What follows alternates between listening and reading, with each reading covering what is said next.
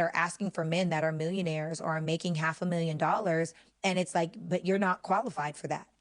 What makes You're not. I feel like a lot of women are not qualified for certain types of men because there's only a few of them. So how do you become qualified, Sarah? Honestly, I think the number one rule, because men are aesthetic, is do the best with your genetic potential. After the look comes the character. Are you feminine? You know, there are so many women that are angry and mean and brash and tough and strong. And it's okay to be that way in the world under necessity. But when you come home, why are you arguing with your man all the time?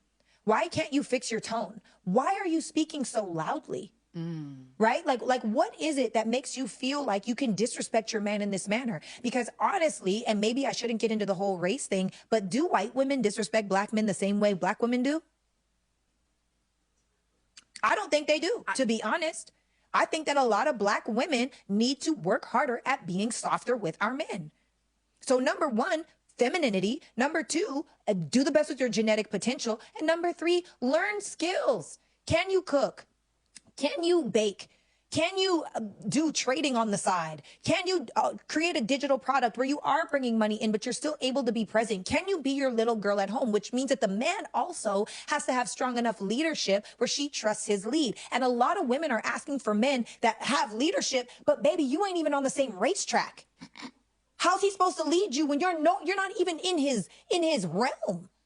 So unless you are the exception, there are women out there that are extraordinarily beautiful. And for those women, different rules apply for them. Okay. It just is what it is because that's the way that humanity works. That's very true. She's making a lot of great points here. We'll let her continue to cook after this, but one of the things she's saying, and I think it coincides with that video that went viral where when a woman was saying that she did all these things for her man, they told her not to do, and she got the ring anyway. I think I'll try to make a video about that one later, but we've gotten to this weird point in society where we just look at men as if you're supposed to do these things and there's no reciprocal. You just have to do these things, period, or we're not interested in you. Okay, we can't legislate attraction. We've said that several times on this channel. But for the men that do, for the men that meet that criteria, not everyone is qualified to be with them, to be in their presence. We have to like start looking and saying, yeah, if you want men to meet all these things, you have to do something. You have to be something yourself. We've gotten to the point where we just expect men to be attracted to women, period. Right? That attraction is just supposed to be there at all times, and that attraction enables women to have their pick of all men at any point in time, regardless of her own wherever she is in life, regardless of her physical attraction, regardless of her level of success. Like when you never really hear women calling out other women for being broke, but it's like broke is a thing, as a moniker that it's only there for men. Only men can be broke. Only men need to have a certain financial status to date women, period. Regardless if she's broke, regardless if she's rich, he has to be wealthy. He has to be well off. There's constantly shifting minimums that a man is supposed to have, or there's constantly more and more rhetoric saying, if you don't have your finances together, don't date. Just your access to women should be null and void if you don't have the resources to take care of something, take care of a bill. Okay. And routinely, what we don't do as men, we don't push back against that. Now you hear more, especially younger generation saying, I've got to get rich to date someone that's broke. Like they're like, no, I'm not having it. But if we don't really push back against this narrative and start saying, yeah, you know what? These are things men want. And when you hear the shame, right? Because men have said that, Kevin Samuels coin being fit, feminine, and friendly. And when you hear that and then you get the pushback, the response should be, no, this is what it is, right? I like what you said here. You have to do the best with genetic potential, the best you can, right? And a lot of that, especially in the Black community, is being in shape. We take that as just a thing that you do on the side. It's a hobby. No, it should be a prereq for our community, just in terms of our health outcomes anyway. But countless people that will say that, will share that their dating outcomes changed dramatically when they lost weight. when they got their beauty, under control. And we're not saying that you're supposed to meet a beauty standard. We're not saying that you have to meet a European beauty standard. We like black women. Like we say we like you natural, and then we get the pushback. Well, who gets these likes on Instagram? These Instagram's baddies that look like this. We're confusing likes for actual genuine attention. We're confusing the likes for who we want to make our life partners or our wives. With if the men that you want to be around are telling or saying this is what they want, instead of having the immediate pushback, the immediate kickback, I think it's time we just kind of start listening to what is being said there. But let's continue on what she has to say here. It is what it is. So, And why would a man with all these options choose you? I think that's what a woman has to ask herself. That's the question. That's the question. If a man that meets all your criteria, he probably meets all these other women the same criteria. Why would he choose you? Sometimes it's easier hearing something critiquing women coming from a woman, because there's nothing different than what she just said. If a man has all these options, why would he choose you? It's the very same thing of saying, well, what do you bring to the table? It's a very same thing. It's just maybe it comes across more palatable.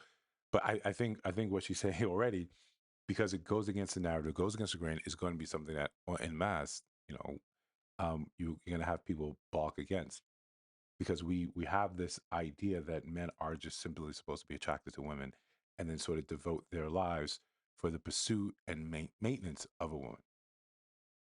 But I think we've lost that plot a long time ago, if that ever was it. More and more people on both sides are simply saying they don't want to get married. Okay. I don't think we have a good representation of what healthy, harmonious marriages look like online. I think most people, when they are happily married, they get offline, they get off from these spaces. They don't participate because it clouds them, and it occludes the vision for their own marriage. So they're being healthy. They leave the space. So we don't see healthy. We see doctored. We see imagined, and then we wait till the fallout, and then we say, "You see, that's why I don't do it. That's why I don't do it." Rather than looking at our own lives and saying, "What is it? What is it that I really want?" And if it's that man that makes this, or this is about this, then how do I get into his space? And if I do, and Kevin Samuels said the same thing, if you could put that man in front of you right now, what would you do? How would you hold his attention? And a lot of that isn't what we've come to tell women you're supposed to do. You can think about it as saying, and this is not to be overly harsh, or I think sometimes there's some people on this page, when you offer a critique of a woman, they think it's bashing, right? But I think we all know, we all see what examples of bashing looks like. There's plenty of creators on YouTube, on TikTok, people that flat out bash women. But when you offer critique, that's not bashing. That's simply saying, hey, we could be better in this area. When you look at it like this, women don't really have game, right? Like in the sense of, I'm going to say or do these things to move you from A to B, to ignite your interest in me when I first meet you. Your look and beauty is supposed to do that. What I'm saying, what I'm offering here, is that because beauty, especially for women, is becoming like it's in your face all the time. Your FYP page, your Instagram um, page is simply inundated with beautiful women from all around the world, from around the block, from around the way, that you used to know, that you never knew. So there is a numbing and deadening effect of beauty on men, especially as men focus on themselves, focus on their purpose, focus on their careers. So now you have to say, okay, be as genetically, or do the most with genetic potential. That's important. That's still a prereq. Even if I see beauty everywhere and it doesn't move the needle like it used to when I was younger, or even 2-3 years ago. Now it's, what else is there? How are you going to separate yourself from the pack? And usually the answer is just femininity. It's one of those things that men have been saying, that's been right in front of your face. Like, that's it, femininity. Like she's saying, why do you have to argue? Why do you have to scream? In terms of the way you communicate, and I won't get into our white white women better partners to black men. that's a hot button topic that I would love to have, but with input from people in in the comment section. Maybe a live later today. I can do something like that. But that's the answer for most men that have made something for themselves. When you have the resources to take care of everything in your life that traditionally, in traditional senses, women were supposed to do. You can cook, you can clean, you can bake, you can do all these things. Um, yeah, we don't have necessarily have that need anymore for women to be able to do that. Personally, I love cooking, right? I don't like baking because I know I'm going to bake stuff that's going to go to my way, so I don't really bake, right? But I can bake. Um, and again, if you want to see videos of that, just find my Instagram. You'll see videos, cooking videos and stuff. Um, but what I can't do, what I can't purchase, is femininity.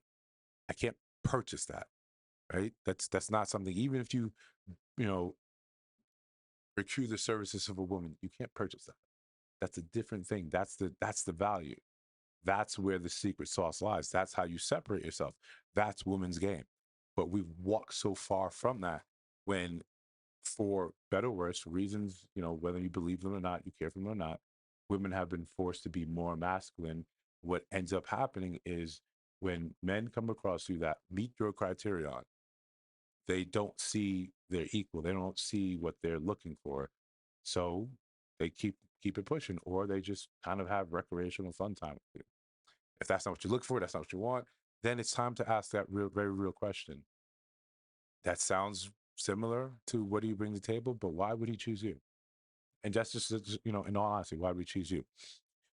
This video kind of get away from me. So like, comment, subscribe. If you still hear my voice, I really appreciate a subscription. For those new subscribers to the channel, I always appreciate you guys. If you have videos that you want me to react to, or ideas or things we just want to go back and forth, email is in the description of every video, every new video. We're still working through some of the backlog. So if you see videos and got some audio quality, that was when we were starting out in June, July. Again, yeah, appreciate the channel, the growth on the channel. If you see videos on your screen right now, take a look. Let me know what you think about those. And again, if you hear my voice right now, you suck to the end of this video, throw a subscription in there. All right, you're killing me.